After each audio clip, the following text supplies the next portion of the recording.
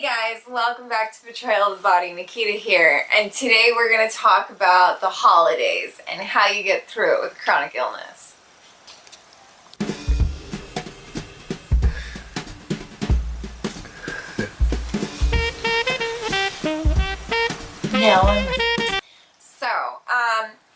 First things first, make sure you subscribe, click the bell so that you get notified whenever new content comes out.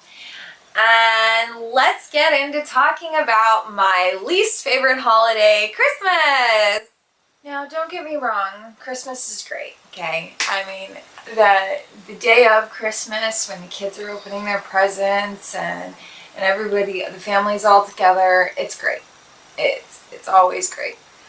But it can have a lot of negative things to it as well, especially for people with chronic illnesses. For me personally, we start off with the finances. First of all, Christmas is expensive. It is like the most expensive day of the year. And when you're already on a tight budget because of high medical costs, because you're on a limited income, and then you also have to go and you have this pressure from society to prove to your loved ones how much you love them by spending as much money on them as you possibly can. It's just, hate it. So, yeah, that's my first hang up with Christmas, and I think a lot of people with chronic illness can relate on that one, on the finances. And then, there's also the food. For many reasons, you might be struggling with preparing food, and then you're stressed out about all this food you have to make and how much pain it causes you to make this food. Then there's a lot of people who can't eat the food, not at all. There's some people that are tube fed and sitting around their family while they're enjoying their favorite foods, and you're sitting there with formula, it just kind of sucks. And then, there's also, people with diet restrictions, who are on a strict diet for health reasons. Then there's also people who, you have food allergies, you have intolerances, and the new foods can trigger flare-ups and stuff like that, unexpected symptoms. There's just a lot of anxiety around food. And then, on top of all that, you have the mental and social factors. You're running into family members that maybe aren't as supportive of your journey as others are, and some are even toxic, and it hurts you to be around them. All those things can make Christmas an unpleasant time for some people. So, some tips to get through the holiday season for those of you with chronic illness. I suggest planning ahead. And now this goes for everything. As soon as you possibly can, make a list of all the things that you absolutely have to do for Christmas. And then, determine how much time you have from, when you make this list to Christmas.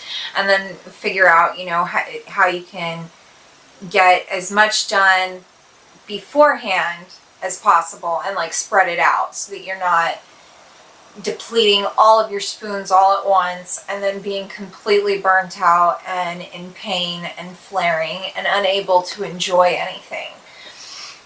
I also suggest, shopping online. Avoid the stores and the lines. I mean, most of the stores out there aren't even accessible as it is. You can't get through the aisles. You can't really get to what you want. So just save yourself the stress, especially during this season, and just shop online. Get that stuff shipped directly to you, even directly to the person that you're buying it for. If maybe you're not able to make it to Christmas dinner, maybe you're stuck in the hospital, maybe because of your health condition you can't travel back home, and so you're not able to be with your loved ones. Save yourself the trouble of dealing with that. Buy it online, have it shipped straight to the person you're buying it for. I also suggest do not overcommit yourself. It's okay to say no. It's okay to say, you know what, I'm not going to make 4 pies this year. I'm only going to make 2 or whatever it is. You know, just don't push yourself further than you have to. It's just a day and it's going to be awesome regardless. So just don't kill yourself over the small things, you know. Don't volunteer to go help the church with what they're doing or whatever. I mean, if you feel like it, obviously do it. But I mean, if you don't feel up to it, don't feel guilty about saying no. And then the last one is take care of yourself. Make sure that, you know, you take that time to rest. You take that time to cool down. Make sure you're taking your medicine, you're eating, you're drinking enough water. You know, you're taking care of yourself. Don't let yourself get too caught up in the chaos of the festivities and maybe preparing the meal Christmas and you skip breakfast. Don't do that to yourself. You know, just take care of yourself. So for some more advice on how to get through the holidays, I suggest going to paintedteacup.com. It's a really cool website, and they have a lot of great tips on there. So for those of you who have a loved one who has chronic illness and the holidays are coming and you want to do something extra special for them, or you want to get them a present that, you know, that's tailored to them, I have a list here of some great ideas for people who have a chronic illness. And so, I mean, obviously you want to take into consideration the person. You know, these are just ideas. They're not going to fit for every single person. But I suggest neck, feet, back massagers, you know, any kind of massager, a gift certificate for a massage or spa or pampering. Those kinds of things are very well appreciated.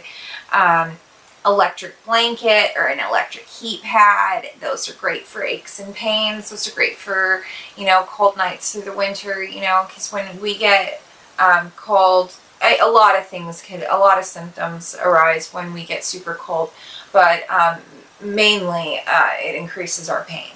And so an electric blanket to prevent them from getting chilled overnight, that'd be awesome. Things along those lines is also like blankets in general, like a throw they could take to the hospital with them, warm fuzzy socks, robe, PJs, those kinds of things are always really nice. We do still like to look beautiful, so like face masks, bath bombs, nail polish, you know, stuff like that, you know, good stocking stuffers. You also have dry shampoo, chapstick, Epsom salt. Never go wrong with the Epsom salt. Go through it by the pound. So yeah, Epsom salt. Just send them a pound of that.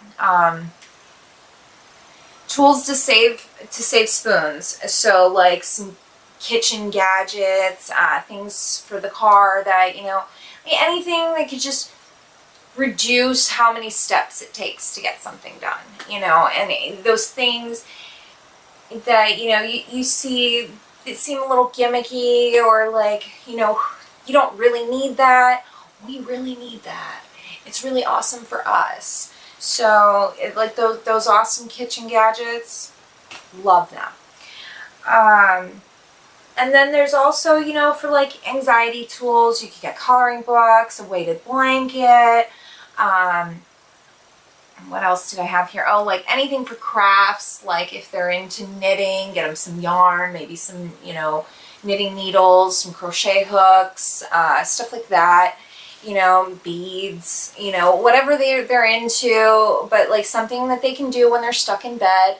It gets old being on your phone all the time, so like a good book, those are great things to get for someone who has chronic illness.